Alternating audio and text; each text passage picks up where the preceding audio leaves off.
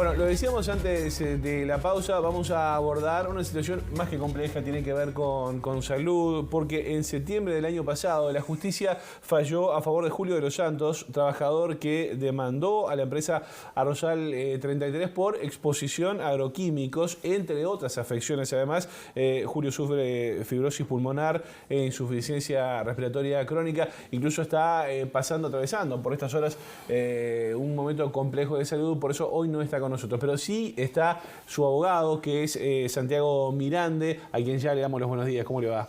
Buenos días y muchas gracias por venir nuevamente, doctor. ¿Cómo está la situación de Julio en este caso? ¿Cómo está él de salud? Y ya vamos a poner en contexto qué fue lo que pasó concretamente. Bueno, este tema de la sentencia de la Suprema Corte fue un golpe para Julio, para él, su familia, para otros trabajadores que quieren reclamar también. Julio de salud, a causa de su trabajo y su vivienda en este lugar, tiene una crisis generalizada, una fibrosis pulmonar, como bien decías, y en otros órganos también. Él y su compañera, ambos trabajaban y vivían en Arrozal, y anímicamente, bueno, como nos imaginamos, con mucha valentía, con mucha dignidad, con ganas de seguir adelante, pero la sentencia lo ha golpeado. Claro, porque estamos hablando de que ellos iniciaron un juicio, ustedes iniciaron un juicio hace muchos años. La sentencia, después primero le dio la razón, después no. Y la Suprema Corte de Justicia ratificó hace algunos días que, no le da la razón de que la enfermedad sea causa de haber estado en contacto con, con plaguicidas, ¿no? Sí. Eso es así. Fueron 3 años, a partir de 2018, una primera instancia de 3 años con un expediente de más de 1.500 hojas, y el juzgado letrado de primera instancia le dio la razón a Julio, condenó a Arrozal. Sin embargo, el Tribunal de Apelaciones del Trabajo de primer turno, en 27 días, revocó la sentencia, es decir, 3 ministros, cada uno en 9 días, estudió más de 1.500 hojas, revoca la sentencia en favor de la empresa, y ahora la Corte, en unos meses, en un fallo que en temas ambientales, me animo a decir que no tiene precedentes, casi 70 carillas, decide, como bien decía, ratificar la sentencia y darle la razón a la empresa. ¿Y con qué fundamento, no? Y bueno, fundamentos pocos, opiniones muchas. La sentencia, no lo digo esto como abogado de Julio, primero uno lo analiza más allá de la parte, como docente de la facultad o como investigador en estos temas. Objetivamente uno lee la sentencia, no encuentra fundamentos válidos ni desde el punto de vista argumental, ni mucho menos legal. Y entendemos que es una sentencia hasta incluso peligrosa para la sociedad. El mensaje que da la Suprema Corte de Justicia, entre otras cosas, es que vale más la opinión médica de un juez que la opinión de un médico. Y esto con respeto a los jueces, ¿verdad? Es decir, en un peritaje judicial, en un proceso civil, un juez puede apartarse de lo que diga un perito, pero como lo dice la ley, tiene que ser un apartamiento fundado. En este caso, es difícil encontrar en la sentencia un fundamento de por qué, pese a que hay 3 peritajes en favor de Julio, la Suprema Corte decide darle la razón a la empresa. Peritajes claros, de especialistas, entre ellos una cátedra de medicina de la facultad y la Universidad de la República, 2 peritos que actuaron. Es llamativo, la verdad que... Eso justamente te iba a decir, ¿no? Se está valorando más la opinión de la justicia que la médica, de alguna manera. Ahora, cuando las pruebas, los peritajes y demás, hablan a las claras de que Julio, en este caso, se vio afectado efectivamente por la labor que realizaba allí. ¿Cómo se explica eso?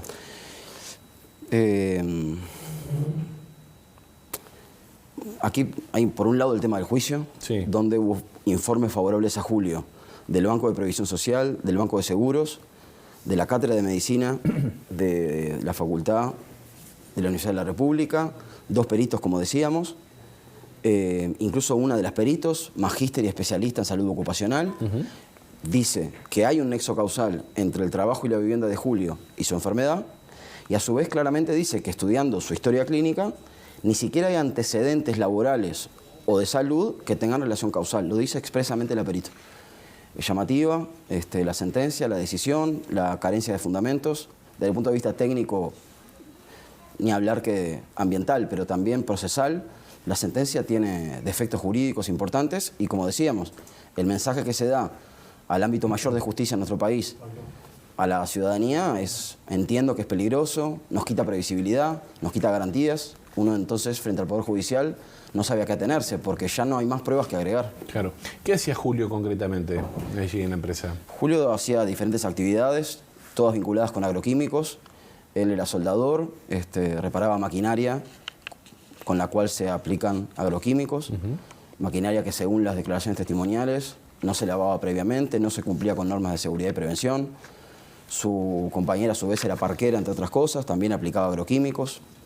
Incluso hay muchas declaraciones testimoniales, lo hemos comentado en otros medios, de que episodios que son claramente demostrativos de la forma en la que se trabaja y se vive en estos lugares en el campo uruguayo. Es verdaderamente una factoría alimentaria feudal.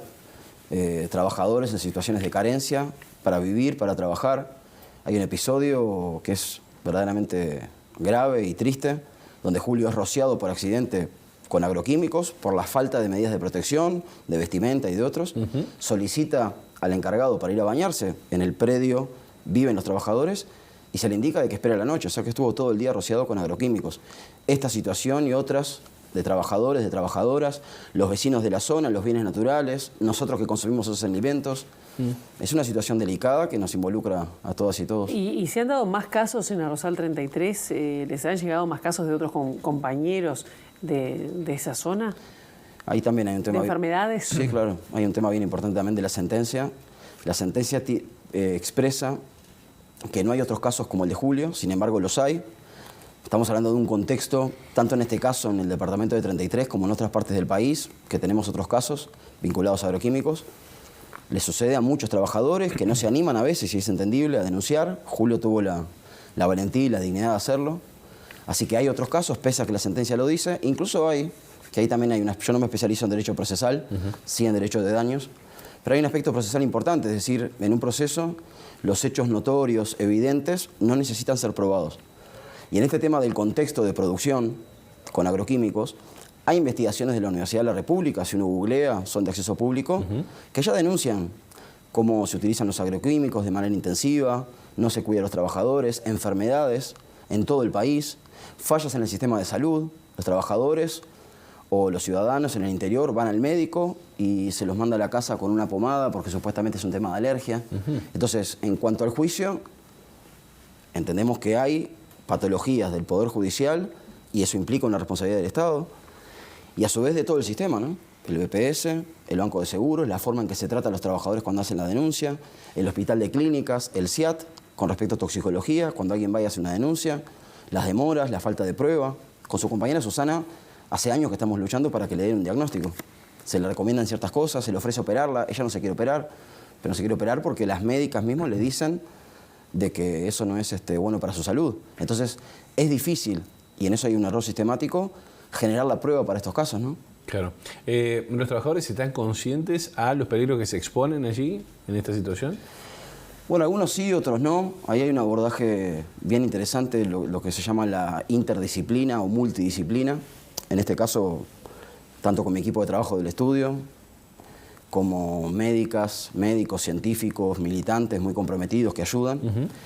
Y hay un abordaje psicológico bien importante de la Universidad de la República que implica una especie de obstrucción psicológica del trabajador que se ve inmerso en esta situación, que depende económicamente y que a su vez el sistema lo hace sentir culpable si él reclama, porque él estaría yendo en contra de la fuente de trabajo de los demás. Esto ha pasado aquí en Uruguay, en la Mesopotamia argentina con los pueblos fumigados. Entonces, verdaderamente es entendible, pero es muy difícil para esta gente denunciar, ¿no? Claro, pueblo chico, infierno grande, dicen por allí, dice el dicho popular, ¿no? Pero claro, por allí temor a denunciar para no perder la fuente laboral.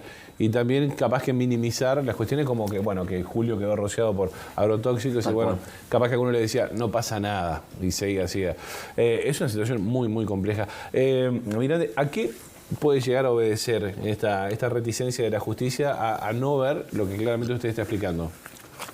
Yo creo que claramente hay una situación, se trata de un contexto de producción que entre comillas es importante para el país, supuestamente. Estamos hablando de cientos de millones de dólares que exporta el sector arrocero.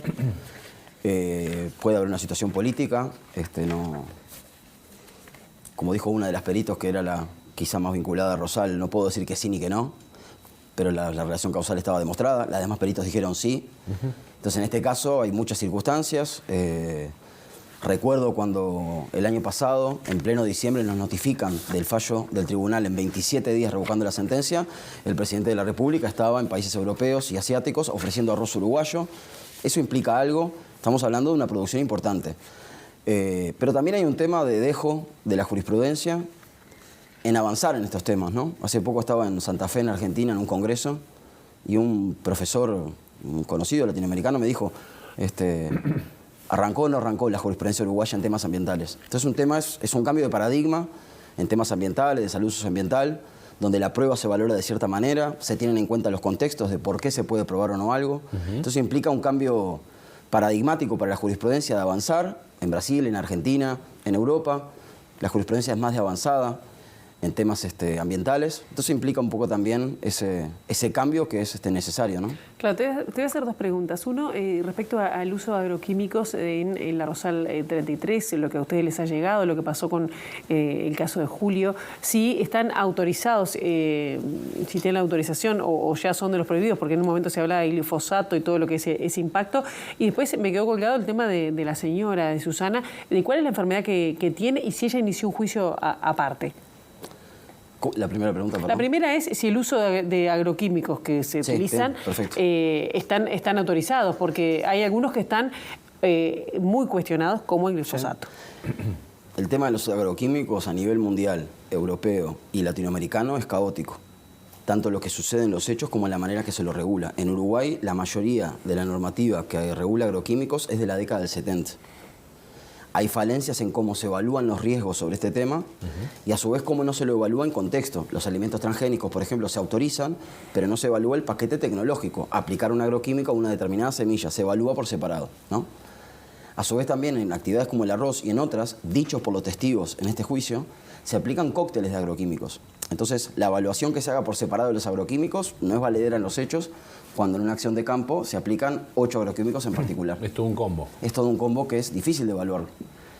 A su vez, en cuanto a la prohibición de agroquímicos, hace un año aproximadamente hubo un estudio que establecía que en Uruguay hay casi 100 agroquímicos considerados en el mundo altamente peligrosos, sin embargo, están autorizados.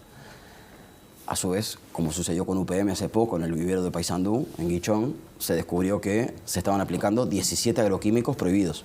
Y después hay algunas paradojas, como por ejemplo el hecho de que se prohíba un agroquímico, pero normativamente se le da la posibilidad a las empresas de que terminen de utilizar los que importaron. Lo que ya tenían en stock, digamos. Pero no se controla ese stock. Entonces hay una especie de pasaje entre un depósito y otro, se siguen utilizando los agroquímicos supuestamente prohibidos. Claro, y nunca es claro cuánto le quedaba o no en el depósito. Bien, y con respecto a la señora, Susana... ¿qué es lo que tiene? Porque dijo que estaba enferma, no... Mejor lo pueden decir las médicas y los médicos, pero Susana tiene también una situación generalizada en su organismo, en especial en el hígado, en los riñones, también es un tema respiratorio.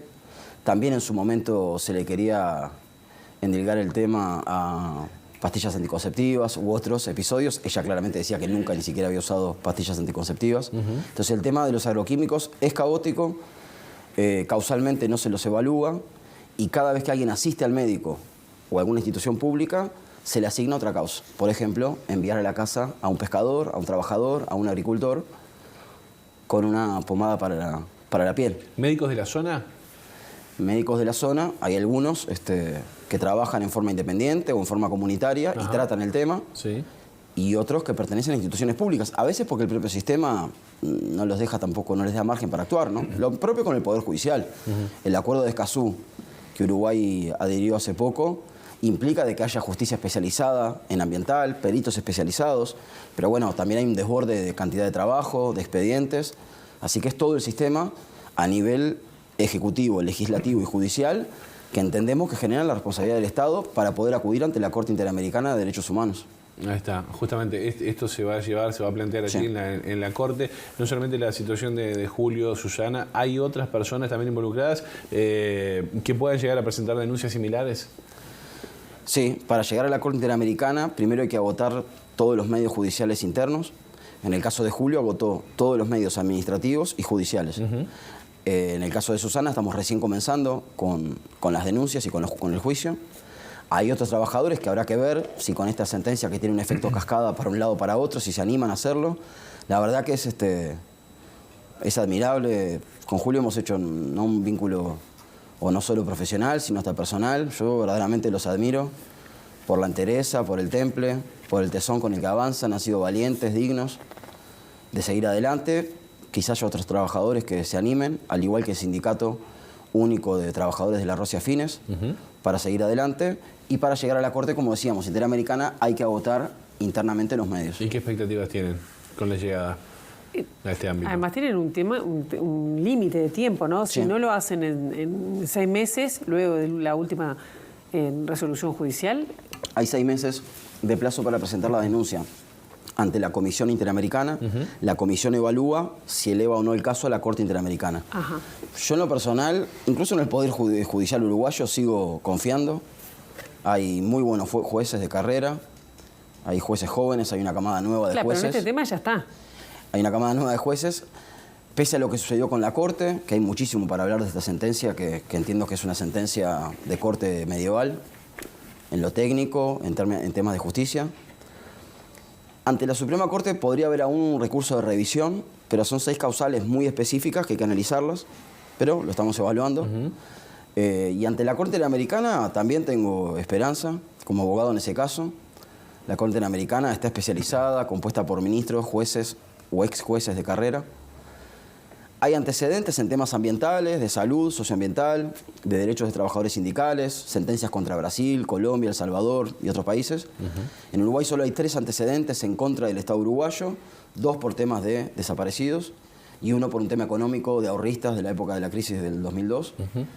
Entiendo de que hay esperanzas en este juicio, primero para seguir visibilizando la situación a nivel latinoamericano, segundo, jurídicamente para obtener medidas, no solamente una indemnización a Julio, para que viva dignamente lo que le queda de vida. Julio tiene 46 años, no puede trabajar más por el resto de su vida. Eso te iba a preguntar, él quedó totalmente imposibilitado de trabajar, ¿está recibiendo una pensión ahora? Ahí hay otro tema de responsabilidad estatal, ¿no? Julio ha recibido el hostigamiento y la discriminación de todo el sistema uruguayo. BPS en su momento le brinda una pensión, el propio BPS en el juicio establece una incapacidad del 89,7% y dice absolutamente incapacitado para trabajar. No puede trabajar más por el resto de su vida, lo cual no solo en lo económico, sino implica un tema de dignidad propia, ¿no? Claro. El BPS, sin embargo, hace unos meses opta por quitarle la pensión en pleno juicio, bajo el pseudo argumento de que quien recibe una jubilación provisoria por incapacidad y una pensión son incompatibles. Sin embargo, la normativa es clara de que, primero, si las dos juntas no pasan un límite, no hay incompatibilidad. Y a su vez, en casos de incapacidad severa, tampoco. Claro. Tuvimos que presentar un escrito, no solamente por mi escrito, digo, hubo mucho trabajo colectivo, comunitario, de llegada y tratar de dialogar el tema con BPS, revocan la decisión y nos dan la razón. Ahora, fueron 3 meses donde la situación de Julio y su familia fue penosa. Incertidumbre. Ni siquiera con una pensión, exacto. Claro. Claro, y a mí no me quedó claro, ¿ya tienen resuelto presentar o tienen que agotar la instancia acá? No, ya podemos presentarlo. Ya la pueden Sí. presentar a la Corte, Sí, a la Comisión a la Comisión Interamericana de Interamericana. Derechos Humanos. Sí. ¿Y eso cuándo va a ser? Y eso lo estamos evaluando, hay que prepararlo, es un proceso muy complejo, no se puede dejar prueba por fuera, hay que ver bien qué medidas se piden, es un proceso largo. Julio hace unos días me dijo, no sé si llegaré a ver el resultado. La Corte Interamericana son años de juicio, con muchas audiencias, muchas instancias, hay que viajar, pero bueno, creo que al final todo se equilibra. Bien, bueno, vamos a seguir de cerca este tema. Santiago Mirande, te queremos agradecer estos minutos con Ciudad Viva. No, gracias a ustedes, como siempre, por difundir el tema de Julio y de otros temas ambientales. Bueno, y un abrazo a Julio también y a Muchas Susana, gracias. que a lo mejor nos están viendo ahora. Seguramente. Muchas gracias. A ustedes. Bien. Pausa nosotros.